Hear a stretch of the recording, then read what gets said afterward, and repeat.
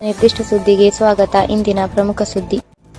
ಯಾವುದೇ ಯುವಕ ಆಗಿರ್ಲಿ ಅಥವಾ ಯಾವುದೇ ಹುಡುಗ ಆಗಿರ್ಲಿ ಅಥವಾ ಯಾವುದೇ ಪುರುಷ ವ್ಯಕ್ತಿಯನ್ನು ನೀವು ತೆಗೆದುಕೊಳ್ಳಿ, ಅಂತಹವರು ಯಾವುದೇ ಮಹಿಳೆಗೆ ಅಥವಾ ಯಾವುದೇ ಯುವತಿಗೆ ಅವರ ಇಚ್ಛೆ ಇಲ್ಲದೆ ಇದ್ರು ಕೂಡ, ಅಂದ್ರೆ ಅವರಿಗೆ ಇಂಟ್ರೆಸ್ಟ್ ಇಲ್ಲದೆ ಇದ್ರು ಕೂಡ ಪದೇ ಪದೇ ಅವರನ್ನ ಕಾಂಟ್ಯಾಕ್ಟ್ ಮಾಡುವಂತಹ ಪ್ರಯತ್ನವನ್ನ ಮಾಡಿದ್ರೆ, ಅಥವಾ ಅವ್ರು ಎಲ್ಲಾದ್ರೂ ಹೋಗ್ತಾ ಇದ್ದಾರೆ ಅಂತ ಹೇಳಿದ್ರೆ ಅವರನ್ನ ಹಿಂಬಾಲಿಸ್ತಕ್ಕಂಥದ್ದು, ಅಥವಾ ಆನ್ಲೈನ್ ಪ್ಲಾಟ್ಫಾರ್ಮ್ ಅಲ್ಲಿ ಇಂಟರ್ನೆಟ್ ಆಗಿರ್ಬೋದು ಅಥವಾ ಇಮೇಲ್ ಆಗಿರ್ಬೋದು ಅಥವಾ ಯಾವುದೇ ಸೋಷಿಯಲ್ ಮೀಡಿಯಾ ಪ್ಲಾಟ್ಫಾರ್ಮ್ಗಳಲ್ಲಿ ಅವರ ಚಟುವಟಿಕೆಗಳನ್ನ ಮಾನಿಟರ್ ಮಾಡ್ತಕ್ಕಂಥದ್ದಾಗಿರ್ಬೋದು, ಅಥವಾ ಅವರಿಗೆ ಪದೇ ಪದೇ ಮೆಸೇಜ್ ಅನ್ನ ಮಾಡ್ತಕ್ಕಂಥದ್ದಾಗಿರ್ಬೋದು, ಅಥವಾ ಅವರಿಗೆ ಇಂಟ್ರೆಸ್ಟ್ ಇಲ್ಲದೆ ಇದ್ರೂ ಕೂಡ ಪದೇ ಪದೇ ಕಾಲ್ ಮಾಡ್ತಕ್ಕಂಥದ್ದಾಗಿರ್ಬೋದು. ಇದಕ್ಕೆಲ್ಲ ನಾವು ಸ್ಟಾಕಿಂಗ್ ಅಂತ ಕರಿತೇವೆ.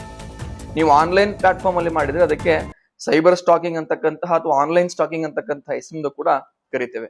ಇದು ಭಾರತೀಯ ನ್ಯಾಯ ಸಂಹಿತೆ ಸೆಕ್ಷನ್ 78 ಪ್ರಕಾರ ಶಿಕ್ಷಾರ್ಹ ಅಪರಾಧ.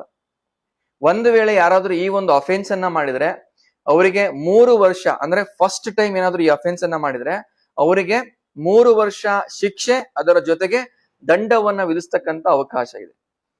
ಒಂದು ವೇಳೆ ಇದೇ ಅಫೆನ್ಸ್ ಅನ್ನ ರಿಪೀಟ್ ಆಗಿ ಮಾಡಿದ್ರೆ ಆ ಅಫೆನ್ಸ್ಗೆ ಗರಿಷ್ಠ 5 ವರ್ಷಗಳ ಕಾಲ ಜೈಲು ಶಿಕ್ಷೆ, ಅದರ ಜೊತೆಗೆ ದಂಡ ವಿಧಿಸ್ತಕ್ಕಂತಹ ಅವಕಾಶ ಇದೆ.